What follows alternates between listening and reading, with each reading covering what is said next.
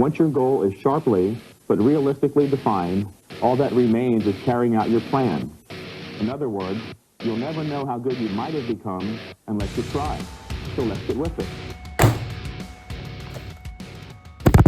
Dude, who would have thought? Damn. So for those who don't know, I used to post videos about the books that I read on Instagram, but reels, people don't really pay attention for that long, and I was like, dude, this gotta go to YouTube. It's gotta be a YouTube video. And I never did it. And then I'd post workout videos, they'd get like 20 views, 30 views, whatever.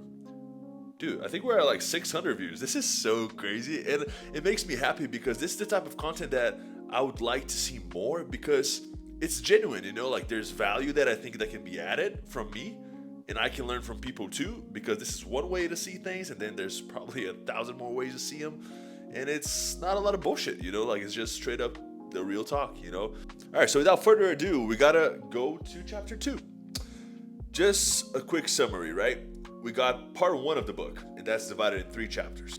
So chapter 1, we talked about the role of realistic goals. We dove a little bit into the genetic side of things and also understanding a little bit more about how muscle growth works, right? And then we're going to move to chapter 2, which is your individual potential. If you see the intro, Mike says, potential is just something that can be assessed in retrospect. So basically, you'll never know unless you try. And of course, you will never know where you can get unless you try. But there are good indicators that show you whether you have good odds in, here specifically, building Mr. Olympia physique or whatever you want to call it. And we're going to approach those. We're going to dive into as much detail as we can without this video getting, boring, So there is the genetic factor, right? This is something that we can't control. We get it from our parents, we got it from their parents, and then we're just born with those. But there are the environmental aspects of not only the physical side of the individual's development, but there's also the psychological side. This is valid for both. So you can be someone that genetically is very smart in whatever. I'm not saying like book smart in whatever area, but if that's not really explored early on, maybe you'll never develop your full potential. Those who get really far in something, whatever they choose, usually is because they find something that they're naturally good at, aka genetics, and they explore it early. I believe that back then, the sport was emphasized in a way that kids kind of looked up to the athletes, the bodybuilding athletes, like they were superheroes. And even those people that were high-level athletes, they talk about seeing the guys in the magazines or even the comic books about Superman. And those things were very much into the culture. So there's the genetic factor, there is the environmental factor, and then there's the psychological factor. Because there's a lot involved in getting to a high level in anything. The dedication, the commitment, the cost, right? Whatever you're not doing to pursue whatever you're going to do, it's something very tricky, and not a lot of people are willing to put in that work. Here's the quote from the book. Along with certain psychological factors necessary in pursuing a goal to its fulfillment, there are definite inherited traits that represent the single most important consideration in building a championship physique. While anyone can improve upon his starting level of development, only a selected few will become top champions, and these are the ones with the greatest abundance of the required inherited physical characteristics. So in the first 2 chapters, it's super clear that the main factor for success in bodybuilding is genetics. But when I see people talking about this, it's almost like it's only in bodybuilding, and it's really not. And now, I do believe that with bodybuilding, it's more selective. Why? You can't build more muscle by training more. Oh, I just want to get bigger, I'll spend 20 hours at the gym. Or I'll take more steroids, or I'll eat like more. And there is a limit to all of that. Versus when you look at, let me think about another example. Khabib Nurmagomedov, great fighter, one of the best of all time, regardless of whether you like his fighting style or not. For him, his routine was wake up, train, eat, pray, train again. And then it was that over and over and over. And there you see the value of the more you put in, the more you get out from it. That's not really true with bodybuilding. Ladies and gentlemen, we took a quick break because my phone was about to explode, so I just left it in the fridge took a shower, and now we're back. Something that will never stop improving the more you go to the gym, and if, of course, that's an active effort, is your knowledge. You'll understand more about how your body works, how lifting works, how nutrition works. You'll understand more of it. But imagine this. You want to get bigger, so you just eat more. It's not really a direct correlation because, yeah, go ahead, eat more calories. You're going to get fat, and then you're not going to build muscle. Or let's go, work out more hours. You're just going to overtrain.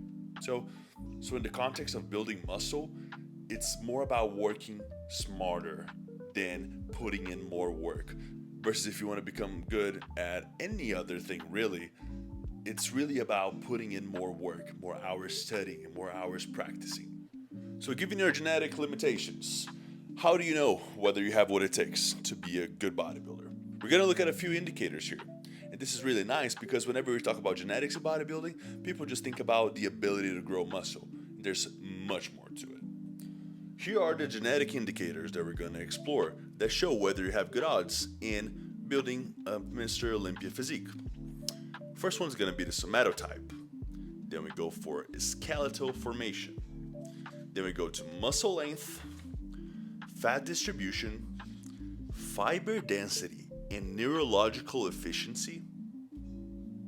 See, and you thought it was just about being able to grow muscle. Then there's the innate adaptability.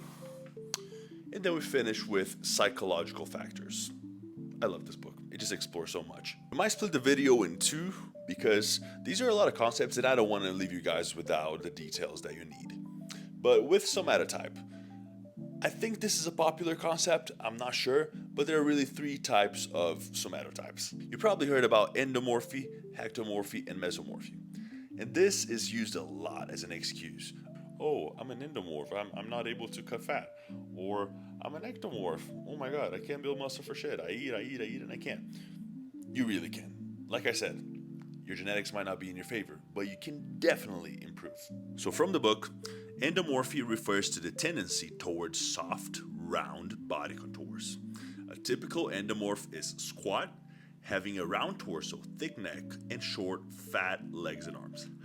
I love the terms they choose for the book. Mesomorphy refers to the tendency toward being muscular. A mesomorph is built square and strong, having broad muscular shoulders, powerful chest, and limbs, and carrying little body fat. Last but not least, ectomorphy refers to the tendency toward linearity and slimness.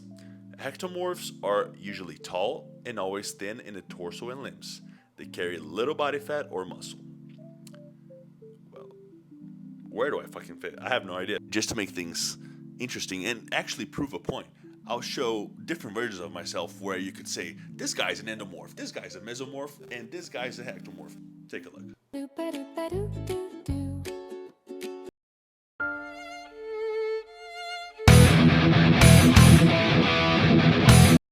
Okay, so now that we understand the somatotypes, we go for the second part, which is skeletal formation. And with skeletal formation, we're literally talking about your bones, your bone structure.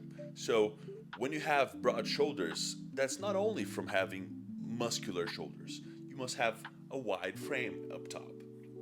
Hips, same thing. Having narrow hips has nothing to do with muscle. Of course, you can work on your obliques and then you have thicker muscle around your abdomen, so that won't really make you look a little bit thinner in the midsection. For rule of thumb, your bones are going to define your structure. And then this is what Mike says about what's ideal regarding your bones. The bodily proportions normally associated with the ideal bodybuilding physique are broad shoulders, narrow hips, and arms and legs of medium length. So this is not only talking about the length of your bones, because you need bones that are big enough to carry all that muscle.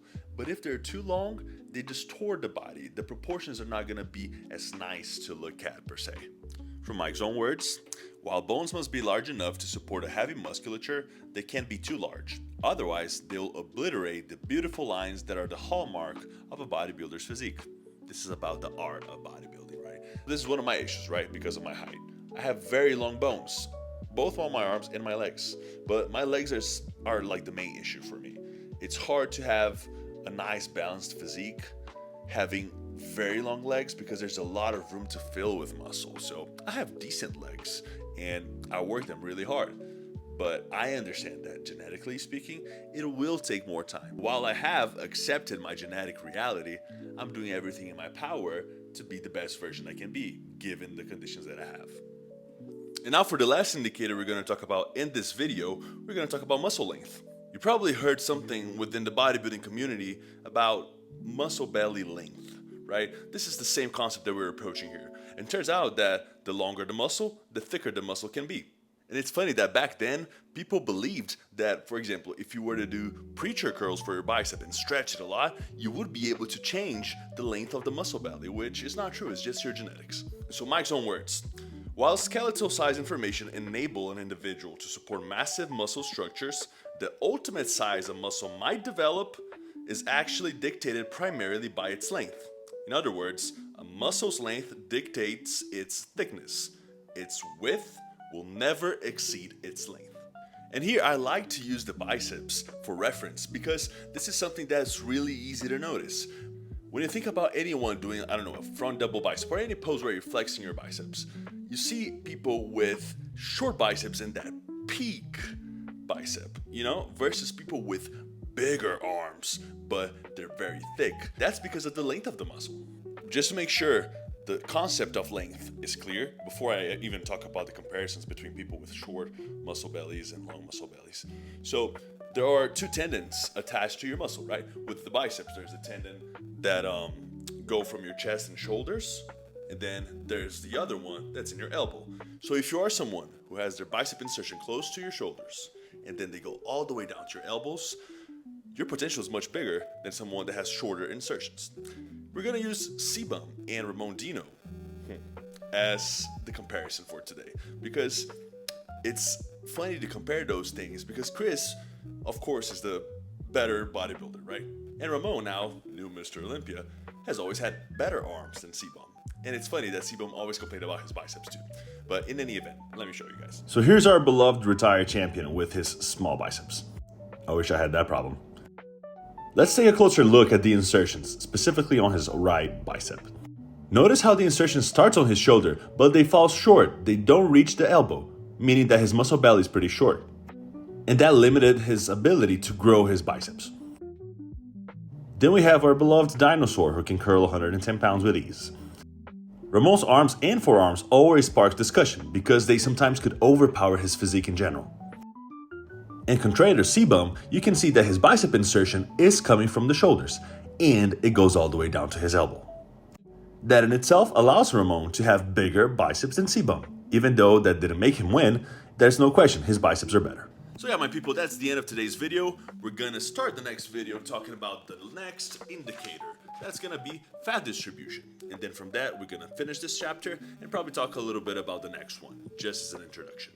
Hope you guys enjoyed, and I'll see you later.